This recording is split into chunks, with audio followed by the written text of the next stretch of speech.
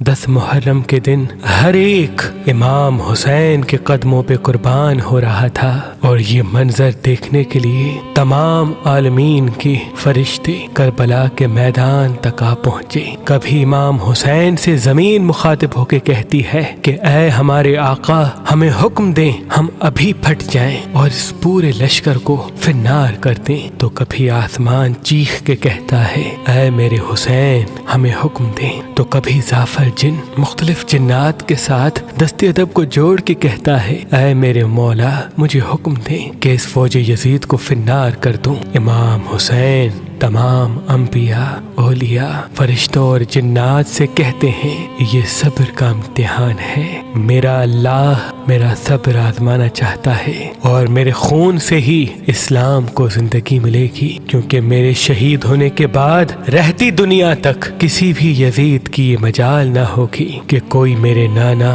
حضرت محمد مصطفیٰ صلی اللہ علیہ وآلہ وسلم کی شریعت کو جھوٹا کہے۔ بس سب مولا حسین کا امتحان دیکھ رہے ہیں۔ امام حسین علی اکبر کے سینے سے برچھی نکالتے ہیں تو کبھی اپنے 6 ماہ کا بچہ قربان کرتے ہیں۔ جب آپ کے ساتھ کوئی نہ رہا، آپ خیام میں آتے ہیں، بیویوں سے الوداع کہتے ہیں۔ امام سجاد کو وصیتیں کرتے ہیں کہ اسلام کے لیے ہر دکھ تکلیف کو برداشت کرنا، لیکن قدم قدم پہ اپنے نانا کی رسالت کی گواہی دیتے رہنا۔ بس جیسے ہی بیویوں سے الوداع کہہ کے زلجنا کو حکم دیتے ہیں کہ اے میرے گھوڑے، مجھے میدان میں لے کے چل، زلجنا آگے نہیں بڑھتا۔ امام حسین زلجنا کے قدموں میں دیکھتے ہیں کہ آپ کی بیٹی سکینہ زلجنا کے پیروں میں لپٹی ہوئی ہے۔ آپ اترتے ہیں، اپنی بیٹی سے فرماتے ہیں اے میری بیٹی سکینہ، اپنے بابا سے الوداع کہو۔ بی بی سکینہ فرماتی ہے بابا صبح سے لے کے اب تک جو میدان میں گیا وہ واپس نہیں آیا۔ امام حسین فرماتے ہیں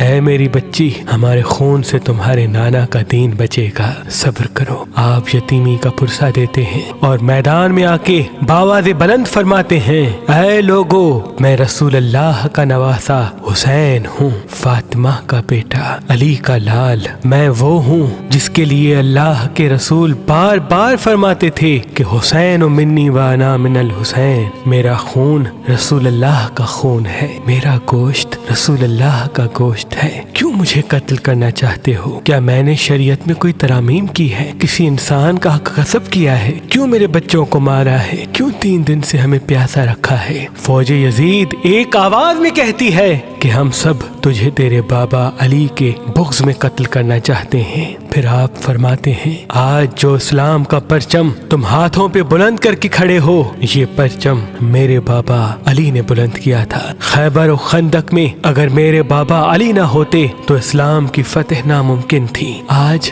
اس علی کو یہ صلہ دے رہے ہو کہ اس کی اولاد کو اس بیابان میں بھوکا و پیاسا کر کے قتل کر رہے ہو۔ بس عمر بن سعد کہتا ہے کہ حسین کی بات نہ سنو، حملہ کر دو۔ تاریخ نے لکھا امام حسین علیہ السلام کے مد مقابل جو بھی آیا وہ فنار ہوا۔ زمین پہ اس سے پہلے ایسی جنگ نہ دیکھی گئی کہ ایک 3 دن کا بھوکا پیاسا شیر کی طرح لڑ رہا ہے اور فوج دور دور بھاگ رہی ہے۔ بالآخر شمر عمر بن سعد نے یہ سوچا کہ یہ علی کا شیر ہے، اس سے مقابلہ کرنا ناممکن ہے۔ پوری فوج کو کہتے ہیں کہ ایک ساتھ امام حسین پہ حملہ کیا جائے، لیکن کوئی بھی امام حسین کے قریب نہ جائے۔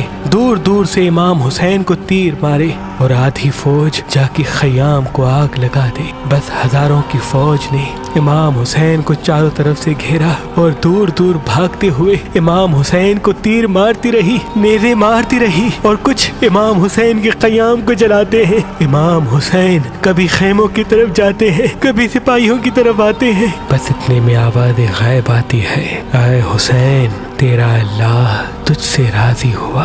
امام حسین تلوار کو روک لیتے ہیں۔ فوجی اشکیا جیسے ہی امام حسین کی رکی ہوئی تلوار دیکھتے ہیں تو وہ لوگ جو امام حسین کو دیکھ کے بھاگ گئے تھے وہ بھی قریب آنے لگتے ہیں، اور دور دور سے جس کے ہاتھوں میں جو چیز ہوتی ہے وہ امام حسین کی طرف پھینکنے لگتے ہیں۔ تاریخ نے لکھا جس کے پاس نیزے تھے وہ نیزہ مارنے لگا، جس کے پاس تیر تھے وہ تیر مارنے لگا، جس کے پاس تلواریں تھی وہ تلواریں مارنے لگا۔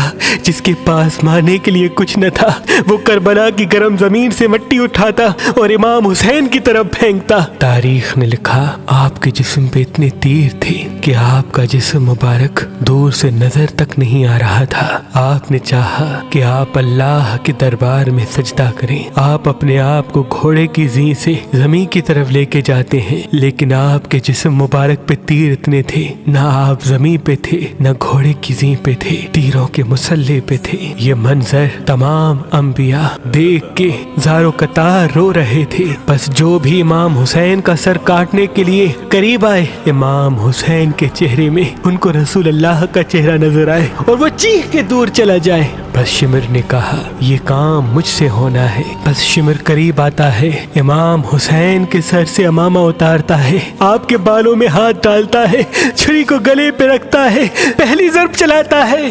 حضرت آدم علیہ السلام اللہ کے رسول سے فرماتے ہیں یا رسول اللہ آگے میں نہیں دیکھ سکتا۔ جیسے ہی دوسری ضرب چلتی ہے، حضرت نوح علیہ السلام فرماتے ہیں یا رسول اللہ آگے میں نہیں دیکھ سکتا۔ جب تیسری ضرب چلتی ہے، حضرت ابراہیم علیہ السلام فرماتے ہیں یا رسول اللہ میں نے تو اپنے بیٹے کی قربانی کے وقت ہی اپنی آنکھوں پہ پٹی باندھ لی تھی، آگے میں نہیں دیکھ سکتا۔ بس ضرب چلتی رہی۔ ایک وقت ایسا آیا اللہ کے رسول نے آنکھیں بند کی اور فرمایا اے علی اب آگے میں نہیں دیکھ سکتا۔ بس ایک وقت ایسا آیا کہ امام علی نے بھی آنکھیں بند کی اور بی بی فاطمہ سے فرمانے لگے اے فاطمہ آگے میں نہیں دیکھ سکتا، اب تو جان تیرا بیٹا جانے۔ بی بی فاطمہ زہرا مقتل میں دیکھتی ہے کہ شمر مسلسل امام حسین کے گلے پہ خنجر چلا رہا ہے۔ آپ قریب آتی ہے، دونوں ہاتھ امام حسین کی گردن پہ رکھتی ہیں اور فرماتی ہے اے شمر نہ مار، میرے بچے کو نہ مار، میں نے چکیاں پیس کے اس کو پالا ہے، یہ تیرے رسول کا نواسا ہے۔ لیکن افسوس شمر مسلسل امام حسین کے گلے کو کاٹتا رہا۔ شمر دیکھے امام حسین کے مسلسل لب ہل رہے ہیں، سوچا کہ شاید حسین ہمیں بد دعا دے رہے ہوں گے۔ قریب آ کے جب سنتے ہیں تو امام حسین فرما رہے تھے اے اللہ میرے بچوں کی قربانی قبول کرنا، میرے عزیز و اقارب کی قربانی قبول کرنا۔ تیرا شکر ہے کہ تو نے اپنے محبوب کے اس نواسے حسین کو اس عظیم امتحان کے لیے چنا، میری قربانی قبول کرنا۔ تو عظیم ہے، تو اعلیٰ ہے، اگر میری 70 جانیں بھی ہوتی تو وہ بھی میں تیرے نام پہ تیرے اسلام پہ قربان کرتا۔ سلام ہو آل محمد پر، سلام ہو رسول اللہ کے خاندان پر، جنہوں نے ہر تکلیف کو برداشت کر کے قیامت تک اسلام کو زندہ کر دیا، قیامت تک اسلام کو زندہ کر دیا۔